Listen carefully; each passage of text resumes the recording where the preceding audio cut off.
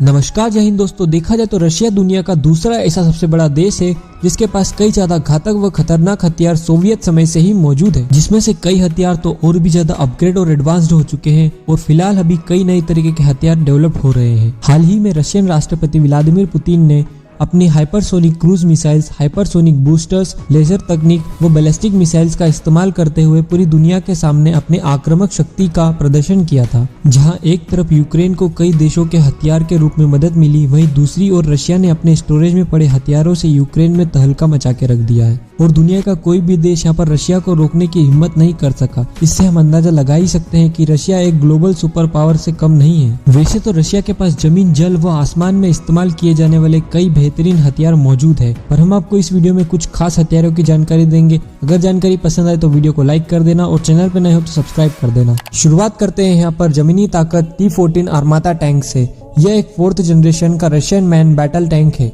जो कि जल्द ही रशियन आर्मी का लीडिंग टैंक होने वाला है। 1500 हॉर्स पावर के शक्तिशाली इंजन के दम पर यह टैंक 75 से 80 किलोमीटर प्रति घंटे की रफ्तार पकड़ सकता है। साथ ही 3 क्रू वाले इस टैंक से 42 राउंड फायर किए जाते हैं, जिसमें से 32 राउंड यहाँ पर ऑटो लोडिंग पर रहते हैं और इसकी ऑपरेशनल रेंज कम से कम 500 किलोमीटर तक की बताई जाती है और इसकी मेन गन से लगभग 10 से 12 किलोमीटर तक की दूरी पर फायर किया जा सकता है। अपने आर्मर शील्ड के साथ साथ यह टैंक इतना ज्यादा मजबूत है कि यह अपने क्रू मेंबर्स को न्यूक्लियर बायोकेमिकल अटैक से भी बचा सकता है। इसके बाद हवाई ताकत में सुकोई Su-57, ये रूस का पहला 5th जनरेशन का मल्टी रोल निभाने वाला 2 इंजन के साथ एक सीट में आने वाला सुपर हाइपरसोनिक रफ्तार वाला एयरक्राफ्ट है। इस फाइटर जेट को 3.5 से लेकर 4000 किलोमीटर तक की रेंज में ऑपरेट किया जा सकता है और इसकी मदद से आप कई तरह से इस्तेमाल किए जाने वाली मिसाइल्स को फायर कर सकते हैं। यह बहुत ही एक चपल और मैन्यूरेबल एयरक्राफ्ट है जिसकी अभी कई यूनिट्स ही बनकर तैयार हुई है। इसके बाद आता है मिल Mi-28 अटैक हेलीकॉप्टर। अपने Mi-28 हेलीकॉप्टर की 2500 से भी ज्यादा यूनिट दुनिया के कई देशों में बेचने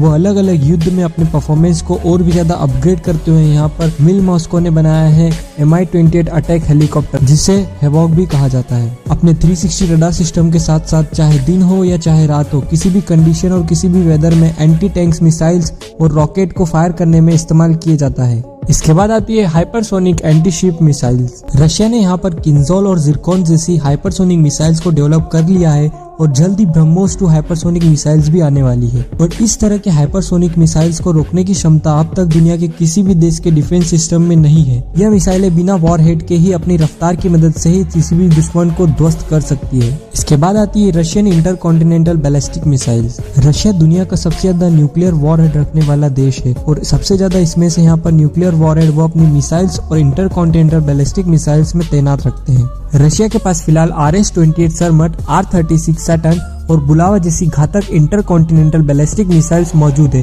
जो कि दुनिया के किसी भी कोने में हमला करने की क्षमता रखती है और इन मिसाइल के डर से अमेरिका जैसे देश को भी अपनी कई जगहों पर बंकर्स बनाकर तैनात रखना पड़ा। और इसके बाद यहाँ पर आता है avant-garde hypersonic glide vehicle.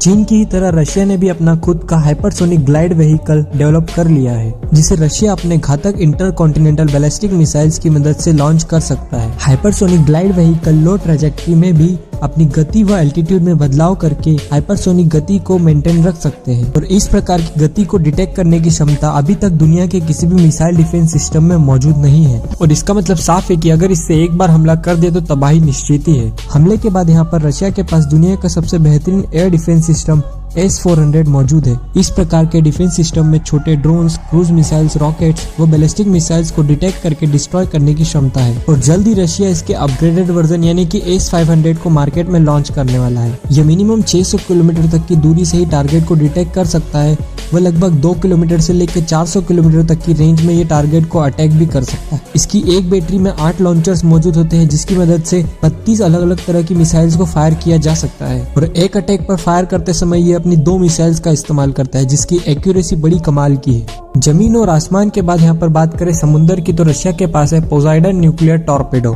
Russia ने बना लिया है 20 मीटर लंबा व 2 मीटर डायमीटर वाला अंडर वाटर ड्रोन टॉर्पेडो जो कि घातक न्यूक्लियर वॉरहेड को अपने ऊपर लाद कर पानी के अंदर ही किसी भी क्षेत्र में 100 से लेकर 200 टन तक का बड़ा धमाका कर सकता है और इसके दम पर ही यहाँ पर रशिया ने यूके और अमेरिका के तटीय क्षेत्रों को तबाह करने की वार्निंग दी है। इसके बाद बात करें यहाँ पर सबमरीन्स की तो रशिया के पास लगभग 60 से 70 सबमरीन्स मौजूद है जिनमें से इनकी बोराई क्लास की सबसे लेटेस्ट व घातक nuclear powered ballistic missile submarine है, जो कि 400 मीटर तक की गहराई में ऑपरेट करते हुए बुलावा जैसी ICBM को लॉन्च कर सकती है। वहीं यासीन क्लास की nuclear powered cruise missile submarine है, जो कि समंदर में लगभग 650 मीटर तक की गहराई में ऑपरेट करने की क्षमता रखती है। देखा जाए तो दोनों ही सबमरीन न्यूक्लियर पावर्ड है, जो कि भोजन और मेंटेनेंस की व्यवस्था के अलावा समंदर में असीमित समय के लिए ठहर सकती है। और आखिर में यहाँ पर देखें तो एडमिरल कुजनेत्सोव एयरक्राफ्ट कैरियर, ये रशियन नेवी का एकमात्र फ्लैगशिप कैरियर शिप है। 305 मीटर लंबे व 98,000 टन वजन के साथ में आने वाले इस कैरियर पर 30 से ज्यादा मल्टी रोल निभाने वाले जेट